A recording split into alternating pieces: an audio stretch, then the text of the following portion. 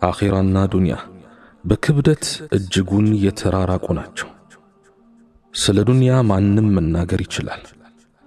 አኺራ ግን የሞትና የህይወት የጀነትና የጀሃነም ጉዳይ ነውና ከእውቀት ጋር አርቆ አስተዋይነትን ጥበብና ታላቅ ጥንቃቄን ይፈልጋል። በዲን ጉዳይ እንዲናገር ኃላፊነቱ የተሰጠው ስለ ዲኑ ዕውቀት ያለው ዓሊም ብቻ ነው። ፈትዋም የሚመለከተው በዲን ውስጥ የበሰለውን ሁኔታዎችን የመረመረውንና ጥልቅ ዕውቀት ያለውን ነው። ከሰው ፊት ቆሞ ለመናገርም ሥርዓቱ መታወቅ አለበት። ዓሊም ካለ ጃሂል ቦታ ይለቃል። አዋቂ ባለበት አላዋቂ ዝም ይላል። የዲን ምሁሩ ከቆሙ ተማሪው ያዳምጣል። የማያውቀውን ይማራል፣ ያልገባውን ይጠይቃል፣ ግልጽ ያልሆነለትን ይረዳል። ብርሃንና ጨለማ እንደሚለያዩ ሁሉ የሚያውቁና የማያውቁት እኩል አይደሉም። ሰዎች የሚሰሯቸው ስህተቶች ይለያያሉ። ትንሽም አለ፣ ትልቅም አለ።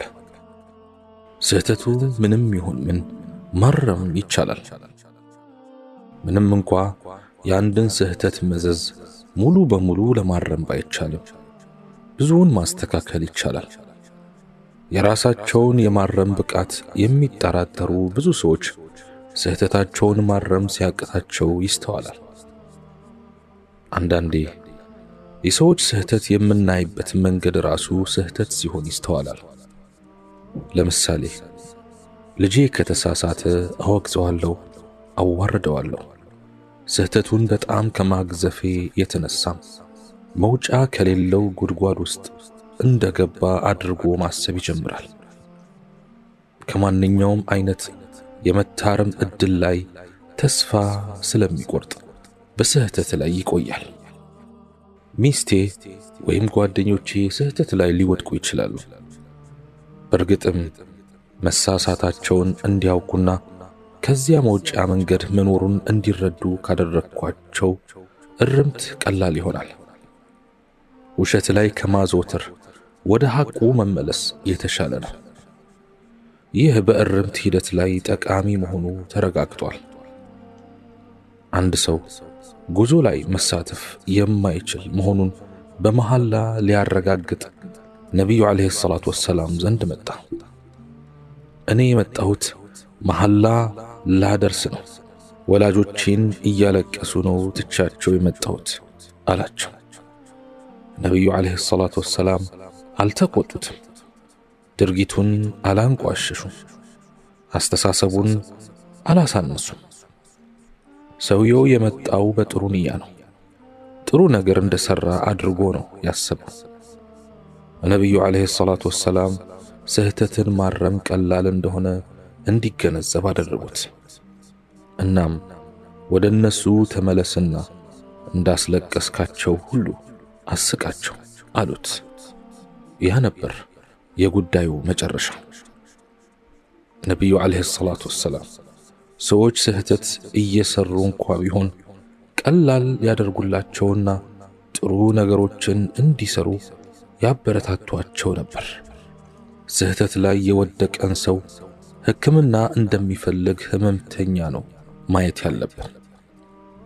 ጉዳዩን ማጋነን፣ እሱን ማውገዝና ለሱ መጥፎ መሆን የለብንም። ምክንያቱም እሱ መጥፎ ነገር በመስራቱ እንደተደሰትክ አድርጎ ማሰብ የሚጀምርበት ደረጃ ላይ ሊደርስ ይችላል። ጥሩ ዶክተር ማለት ህመምተኞቹ ለራሳቸው ከሚጨነቁት ይበልጥ የሚጨነቅላቸው ነው። ነቢዩ ዓለይሂ ሰላቱ ወሰላም የኔና የእናንተ ምሳሌ የተቀጣጠለ እሳት አለ። ፌንጣዎችና ቢራቢሮች እየሮጡ ይገቡበታል። ይሄኛው ሊከለክላቸው ይታገላል። እኔ ወደ እሳቱ እንዳትገቡ ወደ ኋላ እጎትታችኋለሁ፣ እናንተ ግን ከእጆቼ ታመልጡኛላችሁ ብለዋል። عليه الصلاة والسلام አንዳንዴ አንድን ስህተት የምናርምበት ዘዴ ከስህተቱ የበለጠ ትልቅ ስህተት ይሆናል። በሁሉም የኃጢአት አይነት ተነክሬያለሁ። ለነዚህ ኃጢአቶቼም አላህ ይምረኝ አይምረኝ የማውቀው ነገር የለም የሚል አመለካከት ላላቸው ሙስሊሞች ምላሼ የሚከተለው ይሆናል። ይህ የእናንተ ብቻ ጭንቀት አይደለም። ተውበት ለማድረግ የሚያስቡ አብዛኞቹ ሰዎች ይህን ጭንቀት የሚጋሩ ናቸው። ከዚህ በፊት ይህን ጥያቄ ያቀረበልኝን አንድ ወጣት ታሪክ ልንገራችሁ። ይህ ወጣት ኃጢአት መስራት የጀመረው ገና ከልጅነቱ ነበር። 17 ዓመት ሊሞላው ከልዩ ልዩ ሰዎች ጋር ከትላልቅ እስከ ትናንሽ ኃጢአቶች በመፈጸም የህይወት ዳራውን ያበላሽ ነበር። ይህ ወጣት በመጨረሻ ተውበት ለማድረግ በመወሰኑ እነዚህን ድርጊቶች ቢያቆምም አላህ ላይምረኝ ይችላል የሚል ስጋት ላይ ወደቀ። ወጣቱ ያለበትን ሁኔታ ሲናገር ተውበት አድርጌ ወደ አላህ እንደተመለስኩኝ በሳምንት ውስጥ የተወሰኑ ሌሊቶችን ተሐጁድ ሰግዳለሁ። ሰኞና ሐሙስ አዘውትሬ ጾማለሁ። ከፈጅር ሰላት በኋላ በየቀኑ ቁርአን እቀራለሁ። ይህን እያደረግኩኝም ያደረግኩት ተውበት ተቀባይነት ያለው ስለመሆኑ የማውቀው ነገር የለም ብሎኛል። ለኛ ለሙስሊሞች ለዚህ ጥያቄም ሆነ ለሌሎች ፈትዋ ለመስጠት መፍትሄዎችን ለማፈላለግ ፊታችንን የምናዞረው ወደ ቁርአንና ሱና ነውና በቅድሚያ ቁርአን በዚህ ጉዳይ ላይ እንዲህ ማለቱን እንረዳለን። አዑዙ ቢላሂ ሚነሽ ሸይጣኒ ረጂም قل يا عبادي الذين أسرفوا على أنفسهم لا تقنطوا من رحمة الله إن الله يغفر الذنوب جميعا إنه هو الغفور الرحيم وأنيبوا إلى ربكم وأسلموا له من قبل أن يأتيكم العذاب ثم لا تنصرون በላቸው በነፍሶቻችሁ ላይ ድንበር ያለፋችሁ ራሳችሁን የበደላችሁ ባሮቼ ሆይ ከአላህ እዝነት ተስፋ አትቁረጡ። አላህ በርግጥም ኃጢአቶችን ሁሉ ይምራል። እነሆ እርሱ መሐሪው አዛኙ ነውና። ቅጣቱ ወደ እናንተ ከመምጣቱና ከቅጣት የሚያድናችሁ ረዳት የማታገኙ ከመሆናችሁ በፊት ወደ ጌታችሁ በንስሐ ተመለሱ፣ ለእርሱ እጅ ስጡ። ሱረቱ ዙመር አንቀጽ 53 እስከ 54። ከላይ ለተጠቀሰው አይነት ግርታ ይህ የቁርአን አንቀጽ ግልጽና ተጨማሪ ማብራሪያ የማያስፈልገው መፍትሄ ሰጥቷል። በሌላ በኩል በተፈጸሙ ኃጢአቶች ብዛት የተነሳ አላህ ላይምረኝ ይችላል የሚለው ስጋት በሰዎች አእምሮ ውስጥ በሚከተሉት ምክንያቶች ሊፈጠሩ እንደሚችሉ እንረዳለን። አንደኛ፣ የአላህ ምህረት ምን ያህል ሰፊ እንደሆነ ባለመረዳት። ሁለተኛ፣ አላህ ሁሉንም አይነት ኃጢአት ሊምር እንደሚችል ባለማወቅ። ሶስተኛ፣ ተስፋ ከመቁረጥ። አራተኛ፣ ተውበት ማድረግ ኃጢአቶችን ሁሉ የማንጻት ኃይል እንዳለው ባለመገንዘብና ከሌሎች የግንዛቤ እጦትና የልብ መቆሸሽ የሚመነጩ ናቸው። ይህም ሆኖ አላህ ሱብሓነሁ ወተዓላ ለነዚህ ሁሉ ስጋቶች መፍትሄ እንዳለው ይነግረናል። ወረሕመቲ ወሲዐት ኩለ ሸይእ፣ ግና እዝነቴ ሁሉንም ነገር ያካትታል። ሱረቱል አዕራፍ አንቀጽ 156።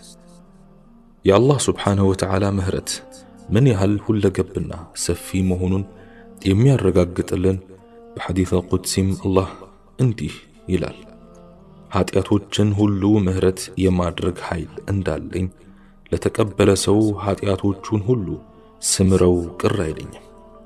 ይህን የማደርገው ግን ባሪያዬ በእኔ ላይ ያላሻረከ ወይም ያላጋራ እንደሆነ ነው። በሌላ ሐዲስ አልቁድሲም አላህ ስብሓነሁ ወተዓላ ለዚህ ጥርጣሬ ፍቱን ምላሽ ሰጥቷል። አላህ አንተ የአደም ልጅ ሆይ ስሜን እስከ ጠራህና በእኔ ላይ ብቻ ተስፋ እስከ ጣልክ ድረስ ጥፋቶችህን በሙሉ ያለምንም ገደብ እምርልሃለሁ። የአደም ልጅ ሆይ ኃጢአቶችህ እስከ ሰማይ ዳመናዎች ወደ ላይ የተከመሩ ቢሆኑ ምህረቴን እስከ ጠየክ ድረስ እምርልሃለሁ። ለዚህም ምንም ቅሬታ አይሰማኝም። የአደም ልጅ ሆይ መሬትን የሚያክል ኃጢአት ተሸክመህ ወደ እኔ ብትመጣና እኔም ብቻ ስታመልክ የነበርክ ከሆነ እኔም መሬትን የሚያክል ምህረት ይዤ እቀርብሃለሁ። ነቢዩ ዓለይሂ ሰላቱ ወሰላም በሌላ ሐዲታቸው እንዲህ ይላሉ፣ በኃጢአቶቹ ላይ ተውበት ያደረገ ሰው መጀመሪያውኑ ኃጢአት እንዳልሰራ ሰው ይቆጠራል። አላህ የተከማቸና ብዛት ያለው ኃጢአትን ሳይቀር እንዴት እንደሚምር ከሚያመላክቱ ሐዲሶች የሚከተሉትን እንጨምራለን። አቡ ሰዒድ ሰዕድ ኢብኑ ማሊክ ኢብኑ ሲናን አልኹደሪ የሚከተለውን የነቢዩ ዓለይሂ ሰላቱ ወሰላም ሐዲስ አስተላልፏል።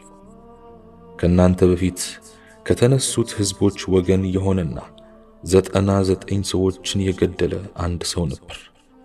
ይህ ሰው ለዚሁ ወንጀሉ ተውበት ለማድረግ ፈልጎ ፈጣሪው የሚምረው እንደሆነ ለማወቅ በአገሩ ታላቅ ሊቅ ማን እንደሆነ ሲጠይቅ ይህን ሊነግረው የሚችል ሊቅ አንድ ባህታዊ መሆኑ ተነግሮት ወደዚያው ያመራል።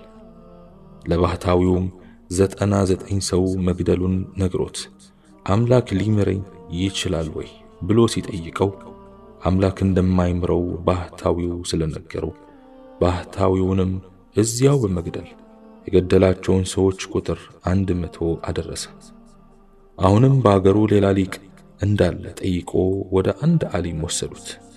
ዓሊሙም 100 ሰው መግደሉን ነግሯቸው አምላክ ይምረው እንደሆነ ጠየቃቸው።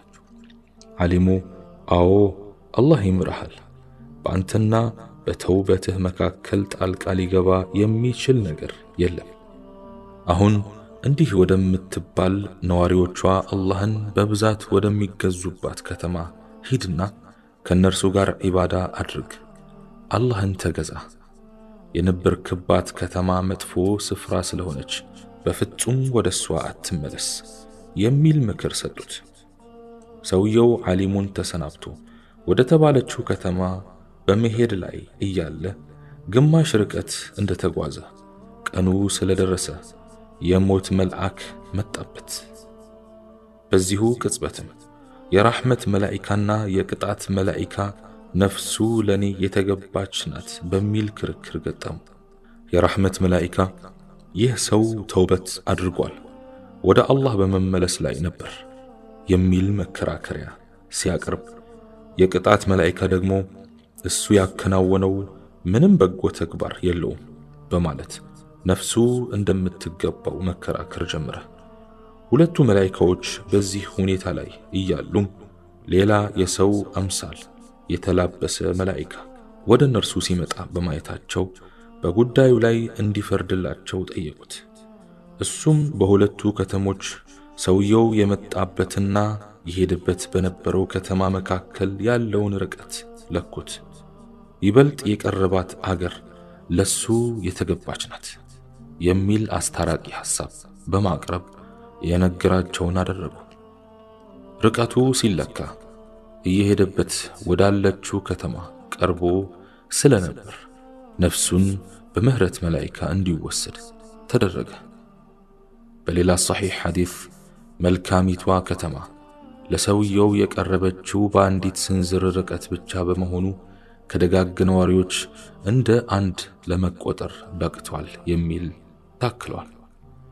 በሌላ ተመሳሳይ ሰሒሕ ሐዲስም አላህ ክፉዋን ከተማ ከሰውየው እንድትርቅ መልካሚቷ ከተማ ደግሞ ወደሱ እንድትቀርብ በማዘዙ መላኢካዎቹ ርቀቱን ሲለኩት ወደ መልካሚቷ ከተማ ይበልጥ ቀርቦ ስላገኙት በዚህ መልኩ የአላህን ምህረት ለመቀዳጀት በቅቷል የሚል ተጠቅሷል።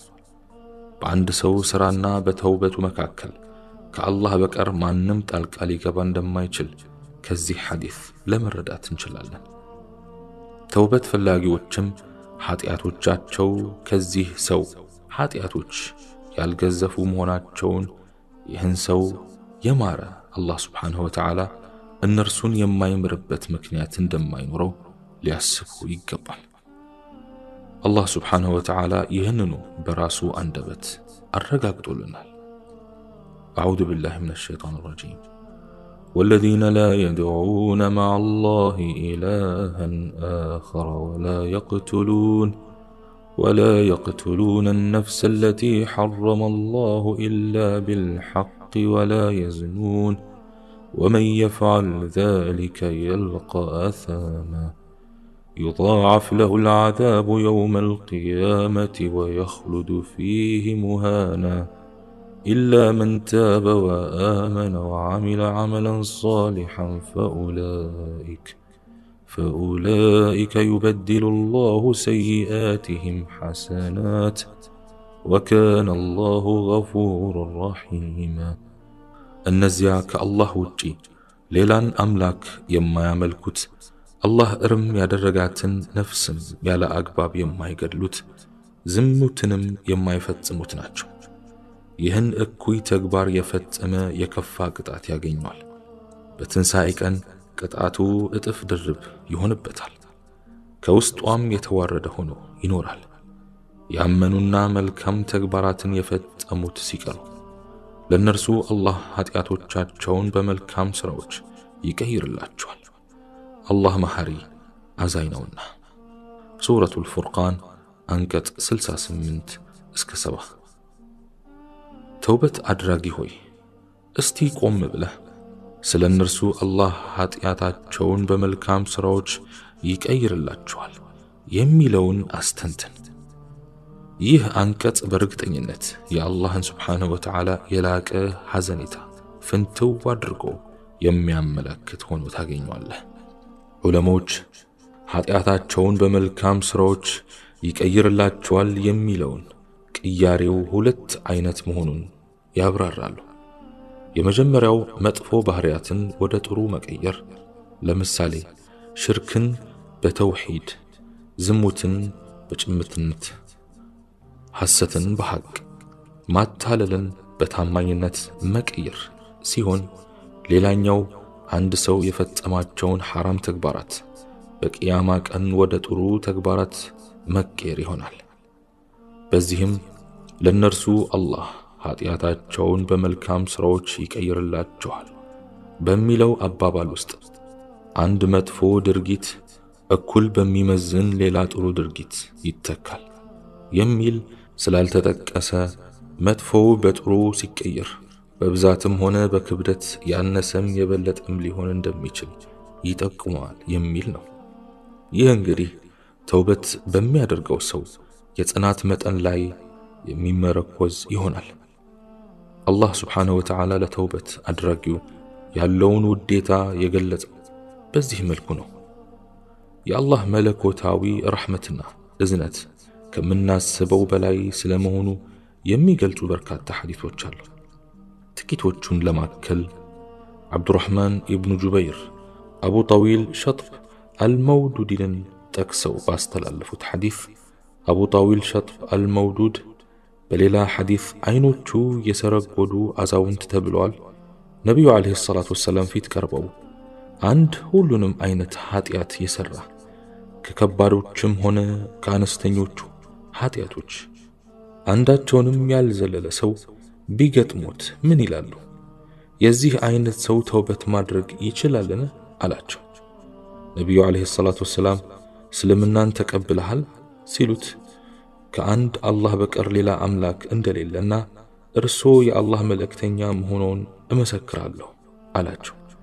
ነቢዩም ዓለይሂ ሰላቱ ወሰላም ሂድ፣ በጎ ተግባራትን አከናውን፣ ከመጥፎ ተግባራትም ራቅ፣ አላህ ወደ በጎ ተግባራት ይቀይርልሃል አሉት።